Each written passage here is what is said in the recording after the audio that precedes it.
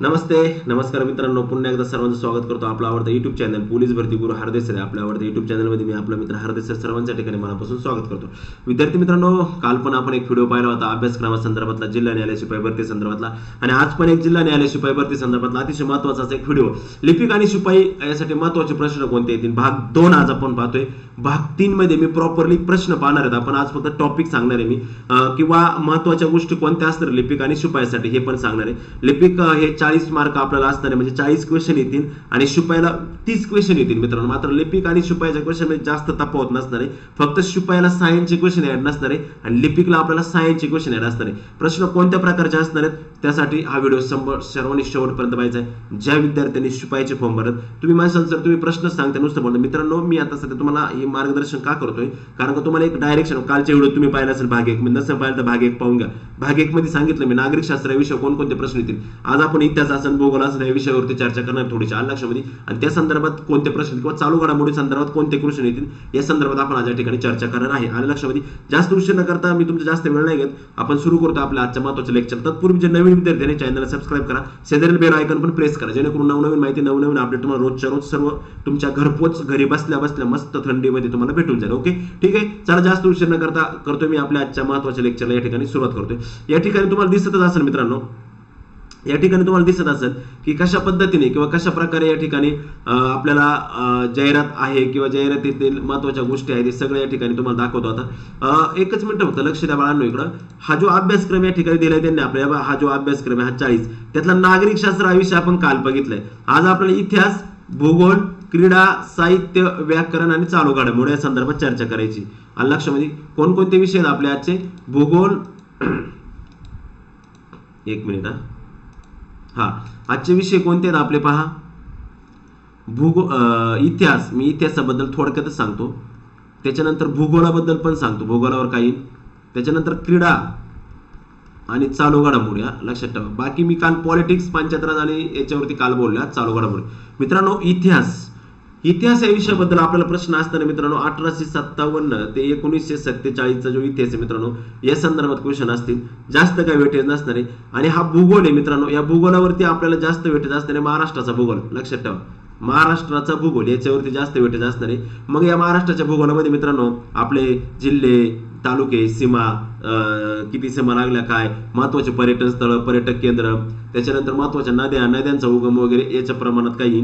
त्यानंतर क्रीडाचा जर विचार केला तर क्रीडामध्ये आता जे नवीन काही पुरस्कार दिले आपल्याला, क्रीडा पुरस्कार आता काल लेटेस्ट जे अर्जुन पुरस्कार असेल, किंवा राजीव गांधी खेलरत्न म्हणजेच मेजर ध्यानचंदचा पुरस्कार असेल, किंवा ज्या आता काही स्पर्धा झाल्या, ज्या प्रॉपरली स्पर्धा झाल्या त्या स्पर्धा असतील, विश्वकप असेल, महिला विश्वकप असेल, पुरुष विश्वकप असेल, T20 वर्ल्ड कप असेल, अंडर-19 वर्ल्ड कप असेल, क्रीडा असेल, गोल्डन बूट कोणाला भेटला हे प्रश्न असेल, हे असे महत्वाचे क्वेश्चन येणार आहे. आणि चालू घडामोडी जर विचार केला तर चालू घडामोडी आता मोठ्या प्रमाणात चालू घडामोडी झाल्या. याच्यामध्ये शक्यतो न्यायालयीन ज्या चालू घडामोडी झाल्यात, न्यायालयीन प्रक्रियेमधल्या ज्या चालू घडामोडी त्यांचा समावेश मोठ्या प्रमाणात या ठिकाणी केला जाईल. लक्षात ठेवा, ज्या न्यायालयीन चालू घडामोडी आहेत त्यांचा समावेश असेल. त्याच्यानंतर सर्वोच्च न्यायालयाच्या न्यायाधीशांच्या कोणी नवीन नेमणुका झाल्या का त्यांचा समावेश असेल. त्याच्यानंतर अनेक न्यायालय, उच्च न्यायालय असे आहेत आपल्या महाराष्ट्रात का ज्यांना खंडपीठ आहेत, त्या कोणकोणते न्यायालय आहेत का ज्यांना वेगवेगळे खंडपीठ आहेत असे पण विचारेल. सपोज गुवाहाटीचं येते, आसाम वगैरे तिकडचे 2-4, पंजाब वगैरे ते 2-4 त्याला खंडपीठ आहेत, तसं असेल. त्याच्यानंतर अजून काही महत्वाच्या गोष्टी असतील. त्याच्यानंतर अजून एक प्रश्न म्हणजे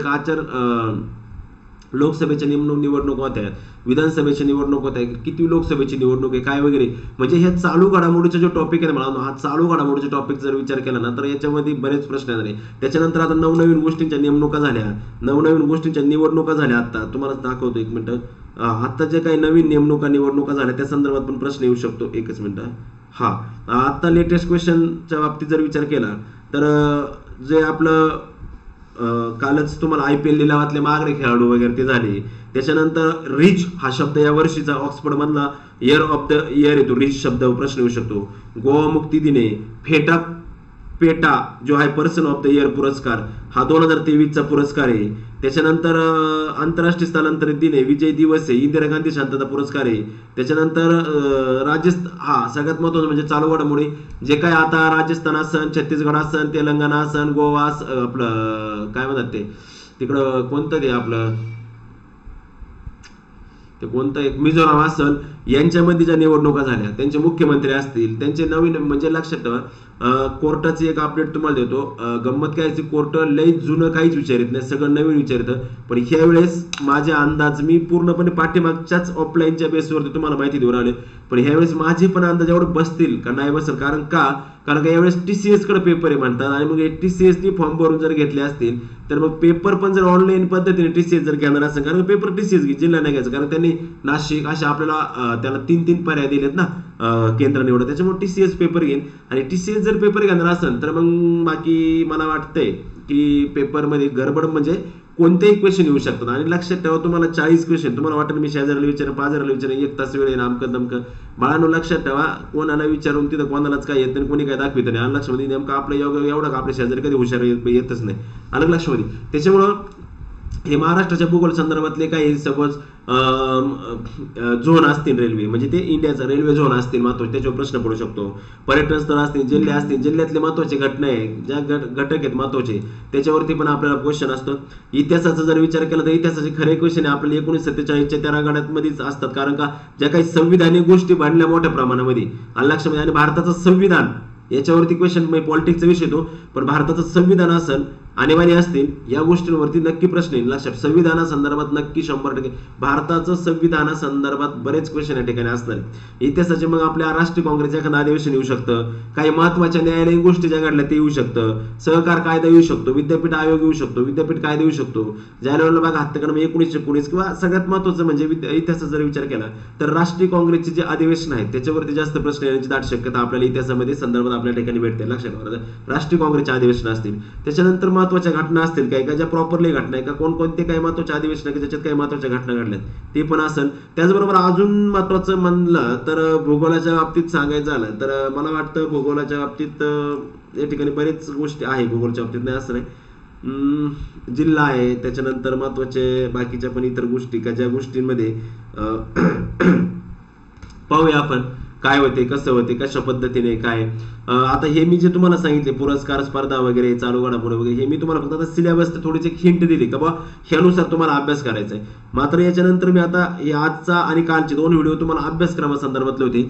याच्यानंतरचे जे व्हिडिओ असतील आपले ते व्हिडिओ तुमच्यासाठी खास याच्यासाठी असणारे अभ्यासक्रम असणारे. लक्षामध्ये ह्यो अभ्यासक्रम जे मित्रांनो याच्यावरती भर द्या.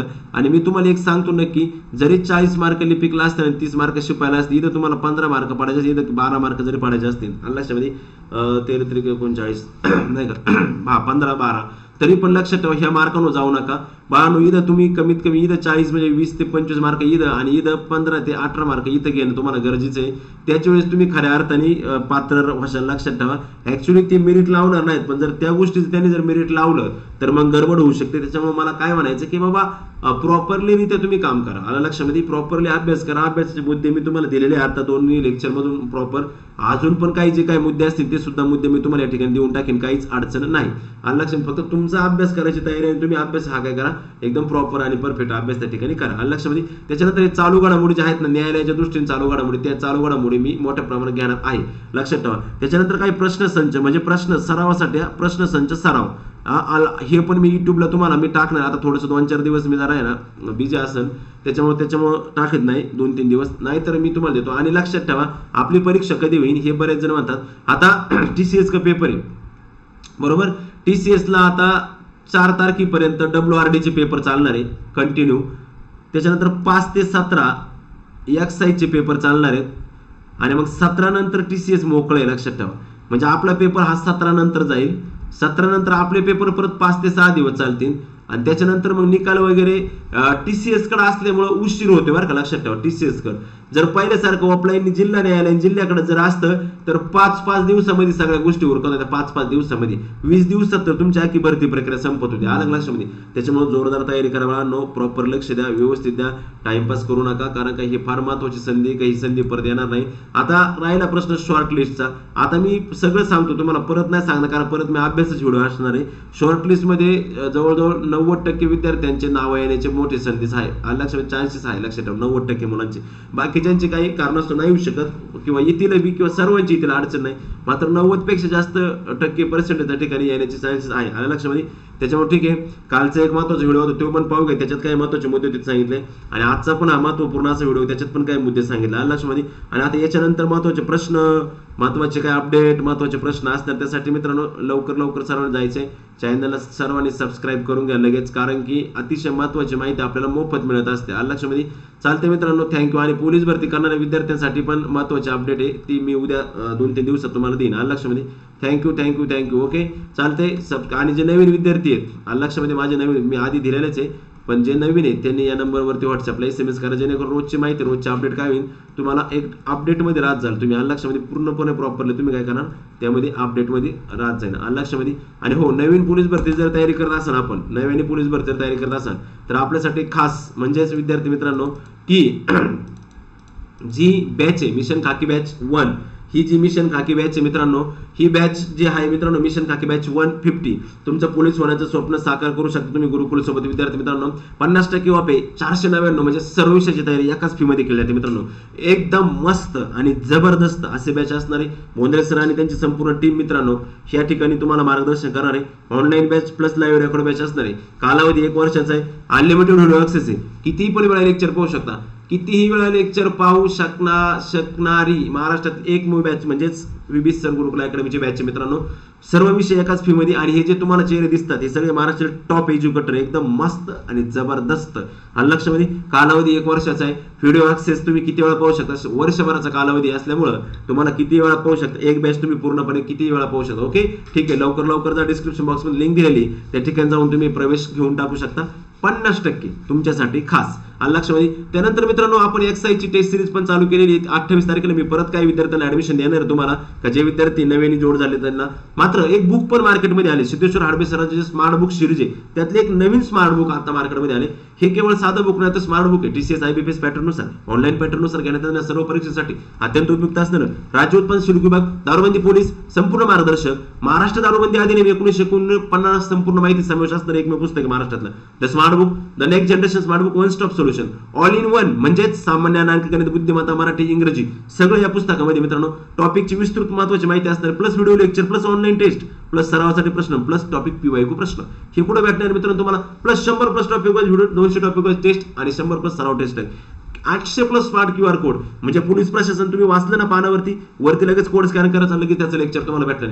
एवढं स्मार्ट बुक आहे मित्रांनो या लक्षामध्ये. सोबतच तुम्हाला TCSच्या 2023-24च्या चालू घडामोडींची सुद्धा अपडेट आहे. चालतं तर मग जास्त उशीर कुठला करताय, लवकर आपल्या बुक स्टॉलला, जवळच्या बुक स्टॉलला जा आणि फक्त भारतीय प्रकाशन म्हणा, तुम्हाला ते लगेच पुस्तक काढून देतील. सिद्धेश्वर हाडबे सर मार्गदर्शक यांचं हे पुस्तक आहे, अतिशय महत्त्वाचं आणि अतिशय महत्त्वपूर्ण असं बुक आहे मित्रांनो.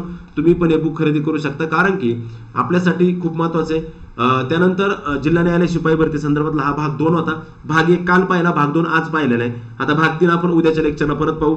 त्याच्यामध्ये महत्त्वाचे काही प्रश्न असतील ते प्रश्न मी घेईन, काही PPT असतील माझ्याकडे त्याच्या संदर्भातल्या, किंवा चालू घडामोडीच्या पण काही महत्त्वाच्या गोष्टी त्या पण मी तुमच्यासोबत घेईन. आणि भूगोलाच्या संदर्भातलं म्हणता तर मी भूगोलाच्या संदर्भातलं एक महत्त्वपूर्ण असं लेक्चर तुमच्या भूगोला संदर्भातलं घेईन, का 50 प्रश्नाचं घेईन, का ज्याच्यामध्ये सगळे प्रश्न जवळजवळ मी कव्हर करेन. 1-1.5 तासाचं लेक्चर घेईन, म्हणजे जे भूगोल आपल्या पद्धतीने येणार ते सगळं कव्हर करेन टोटली तुमचं. मग तुमचे रेल्वे झोन असो, किंवा अभयारण्य असो, उद्यान असो, त्याच्यानंतर तुमचे महामार्ग असो, नवीन क्रमांक, जुने क्रमांक असो, किंवा ह्या सगळ्या ज्या महत्त्वाच्या गोष्टी आहेत ना, ह्या सगळ्या महत्त्वाच्या गोष्टी मी त्या ठिकाणी काय करेन, प्रॉपरली तुमच्या घेईल. काळजी करायचं काहीच कुठल्या प्रकारचं कारण नाही लक्षामध्ये. चालते. मग हा जो भाग 2 होता आपला, भाग 1 आणि भाग 2, तर आता भाग 3 मी घेऊन येईन उद्याच्या लेक्चरला, उद्या किंवा आता थोडंसं याच्यात होईल. चला मग भेटू आपण परत पुढच्या व्हिडिओमध्ये, तोपर्यंत मी तुमची रजा घेतो. जय हिंद, जय भारत.